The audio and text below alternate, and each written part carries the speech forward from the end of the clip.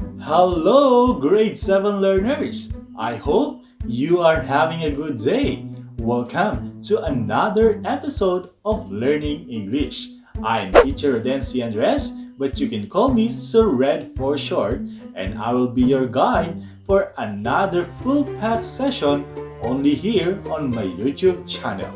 So, brace yourself for we will be having another exciting and fun learning.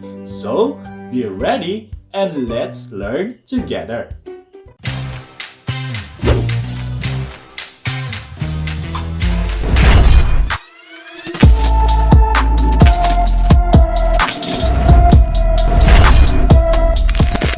Before we start, let me check if you are already in your most comfortable space while watching to our today's session. I want you to clap once if you already have your pen with you. That's great! How about two claps if your writing pad is within your reach? That's splendid! Now, give me three claps if you have references like your modules, learning activity sheets, or even your cell phones. I love the energy, dear learners. I hope that we will be sustained until our last minute on this episode. You may now sit properly as we begin. One important skill that you must possess is the ability to gather information from different sources available, especially during this pandemic. You need to explore different forms of media that will make you a good reader and a good listener when it comes to news or updates on what is happening now. And I'm pretty sure that with this in mind, you were able to learn a lot from our previous lesson. Will you give me the keywords of our last topic? Correct, that's search engines. Last session taught you on how to use search engine to conduct a guided search on a given topic. Can you still recall the commonly used search engines in our country? Very good! The search engines are Google, Bing, Mozilla Firefox, Internet Explorer, and Yahoo. They are just some of the recognized and widely used search engines where we can access information, survey sites, and build a database arranged according to content. With the current situation now, your sources of information depend mostly on what is available in your community. However, in the light of the digital age, you don't only rely on one available source but also other sources that will be helpful in making your essay, article, or research paper. This gives you the challenge on what will be useful and what might cause harm to you.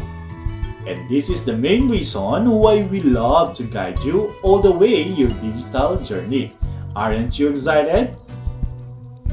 Yes, you must be and you should.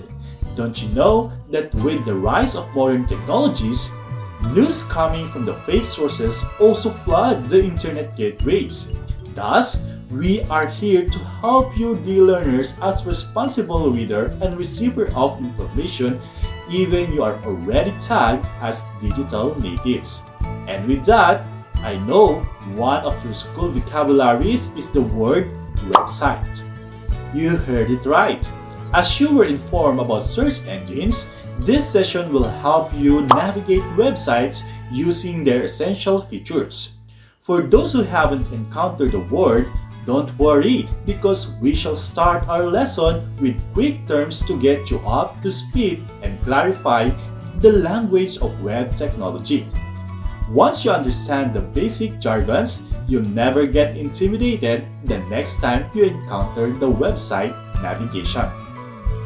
But before we start, we should learn first what's website, right? Cambridge Dictionary defines website as a set of pages of information on the internet about a particular subject published by a single person or organization. That simply means when you open a certain search engine like the Google Chrome and you type the word you want to research, then various websites will appear on your screen. These websites are places on the internet with one or more pages of the information about the subject you want to know about. As we open each website, then you will be exposed to various features that will help you gather information that you need. Prepare your pen and start taking the important terms, okay? Also, you need to take note of how these features or terms are being defined because they will guide you in navigating the whole website. Are you ready? The first essential feature is a header. This is the top part of a website containing the logo and usually but not always the site's navigation menu. The header is the zone at the top of the page that stays constant and visible as visitors click around the website. The next term is the navigation bar or main menu.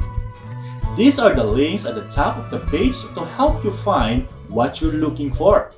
The navigation links are usually in the header or just below it as this bar offers drop-down lists, most especially when used in a mobile phone. The third part refers to the feature photo. This is the large image you see at the top of a web page that grabs your attention and sets the tone for the rest of the page. Featured images typically span the full width of the page and often contain headlines or calls to action. Do you want to know more about website's essential feature? Alright, then let's have the fourth term. It is a slider. A slider is used to display pictures like a slideshow where the images slide from the right to left or vice versa. Sliders can appear anywhere on a website, but they're commonly used on the homepage in the place or in addition to a featured image. Now, can you guess the next feature of a website? Of course, we proceed to the body of a website, which is the website content. Website content is the information we consume. This is where we can get the data that we need from the website we are directed to. Web copy or body copy only refers to written text. Website content refers to all the elements used to communicate the developer or author's message like text, images, video, audio, and other graphics, and the whole thing. But wait, there's more. Another thing that we can see on a website is a sidebar. A sidebar is the narrow vertical column right next to the website content. The sidebar often contains advertisement, links to other content, calls to action, or a search box. Again, the sidebar introduces us into various links or websites that we can also visit, which is of course related to the topic that we are researching. Are you ready to proceed to the next part? Since we started with header, then a website must also have the footer. A footer performs the same function as the header. It is a region on a website that constant from page to page. Except a footer is at the bottom of a page instead of the top. This is often contains contact info, privacy policy, terms of use, sitemap, social media icons, and links to other important pages on the website.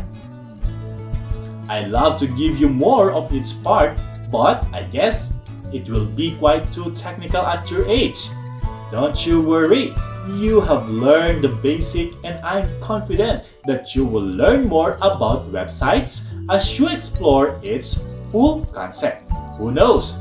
You can even create your own website one of these days and help other learners like you in acquiring information through technology.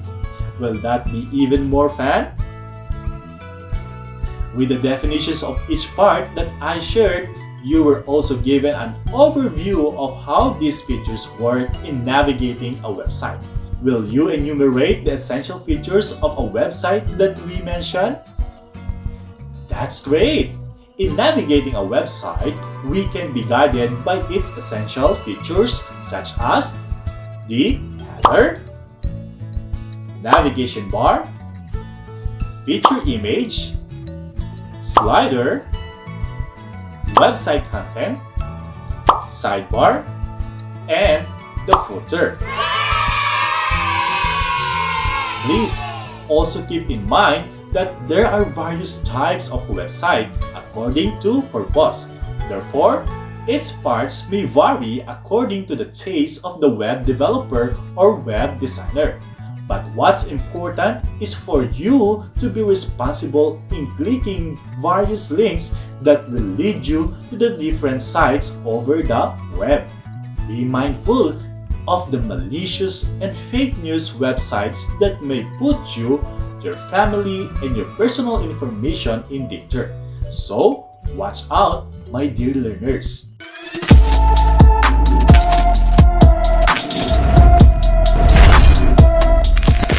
This time, I want you to bring out your activity notes as you are going to write your answer on it.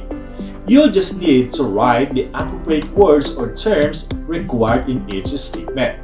I'll give you 5 seconds to write your answer. Will that be okay? If yes, then we'll start.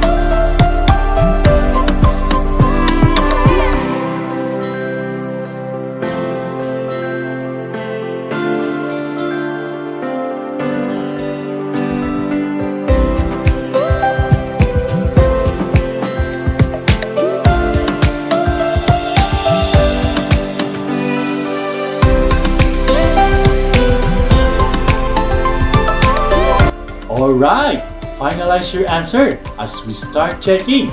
Please be honest as we discover the result of your learning for today.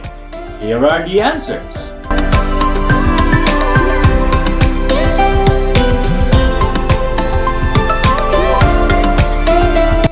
How did you fare in this quiz, my dear grade 7 learners? Will you give me a clap based on your scores? Wow, that's overwhelming!